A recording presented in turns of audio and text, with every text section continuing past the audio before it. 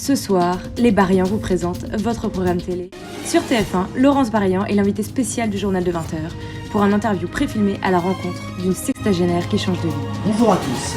Aujourd'hui, dans cette édition Vœux 2022, nous accueillerons Laurence Barian, à qui nous consacrons la première partie de cette édition. Dans le reste de l'actualité, nous reviendrons aussi sur ce qui a rythmé l'année 2021 en France. La 5e vague de la Covid, on n'est pas 6 là.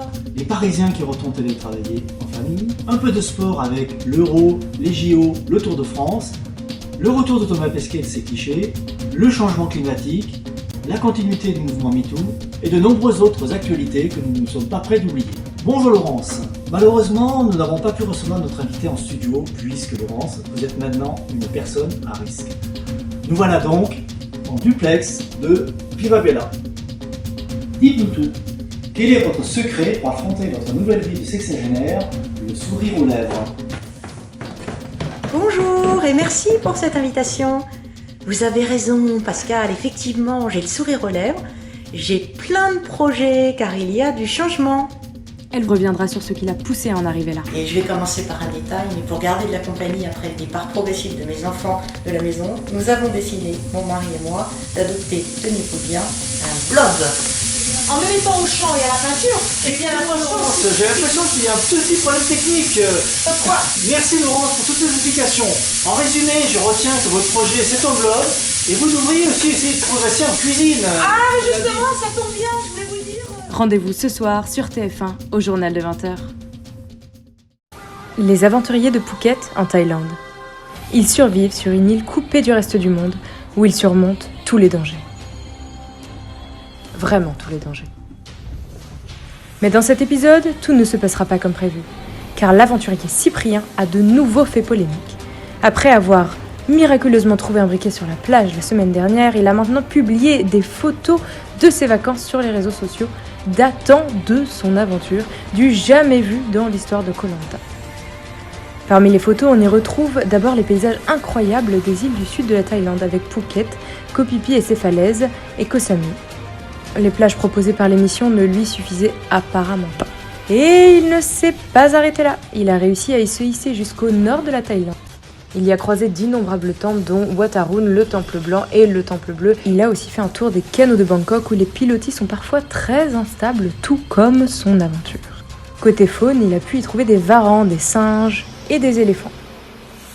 Bref, la production et les autres aventuriers n'y ont vu que du feu, c'est bien le cas de le dire. Les aventuriers de la tribu vont-ils décider de l'éliminer? Ce soir, dans Koh Lanta. Des racines et des ailes vous fait voyager en Normandie, à la découverte des plages du débarquement au cœur de l'histoire de la Seconde Guerre mondiale en France. Passion patrimoine et passion histoire avec Jacqueline Barian. Nous emprunterons les chemins de la victoire, mais aussi de la guerre et de la stratégie. Des paysages de sable pour faire parler notre histoire, c'est dans Des racines et des ailes. Ce soir à 20h45 sur France 3. Sur Canal+, c'est un pari, un véritable défi. Pendant la pandémie, les sportifs ont tenu bon, conservé et même revisité leurs ambitions à la découverte de nouvelles pistes en France, dans nos régions. Avec des parcours d'exception, du dénivelé, des paysages à couper le souffle, Louise, Thibaut, Marguerite, Thibaut, Laurence, Pascal, Thibaut, Augustin et Thibaut vous parleront d'une rencontre au sommet. 3 jours avec 3 fois rien, un vélo, une tente et quelques affaires. 350 km de Ouistreham à Saint-Pierre-en-Port, par la côte, les pays de Caux et d'Auge. Une expérience très intéressante à renouveler qui nous change de vélo pour aller travailler. Le soleil avec nous, mais pas que. Aussi quelques épisodes de temps breton. Oui, le GR34 c'était vraiment génial, c'était une super expérience, c'était un plaisir de reprendre la rando. 66 km avec 1,5 km de dénivelé en 2 jours. Le GR20 Sud de Witzavon à Konka en 7 jours. 91 km, 5192 mètres de dénivelé positif cumulé. Une incroyable aventure avec des paysages à couper le souffle, des couchers de soleil, une bande de copains. Votre émission sportive, ce soir à 20h45 sur Canal+.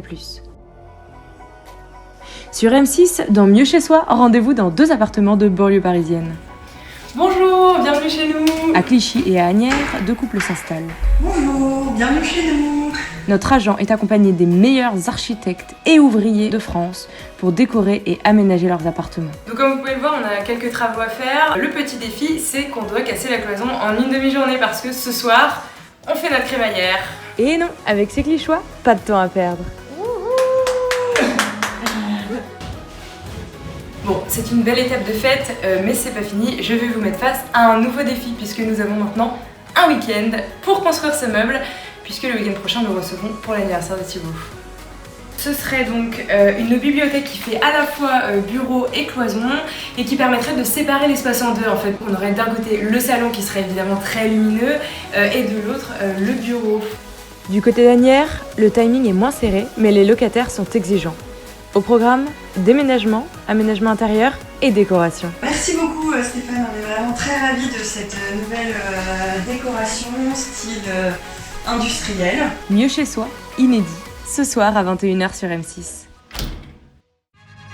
Sur France 3, Question pour un variant va vous en faire voir de toutes les couleurs. Aujourd'hui, l'émission est un peu spéciale, puisque nous accueillons non pas un, non pas deux, non pas trois, mais 4 professionnels présents en découverte. Un joueur d'échecs, un hacker, un grimpeur et un thésard vont se disputer le titre de Variant. Le talent est clairement présent. Êtes-vous prêts? À vos buzzers. C'est une monnaie des... Oui, le dollar. Le bitcoin. Le bitcoin, voilà. La tension est vive. Le mont Everest. C'est la mer Noire. Ah non. Magnus Carlsen. Bonne réponse. Stéphanie de Monaco. Non. Récapitulons les scores. Oula, alors nous avons un problème technique. Nous essayons de voir la source du problème. Vous rencontrerez des candidats acharnés et motivés à gagner. Une question qui peut être décisive. Expression française calée sur le calendrier de Grégoire XIII en 1582 se dit en... Bonne année. Et c'est une excellente réponse. Bonne année, Les Variants vous souhaitent une excellente année 2022 sur votre télé. Et pas que.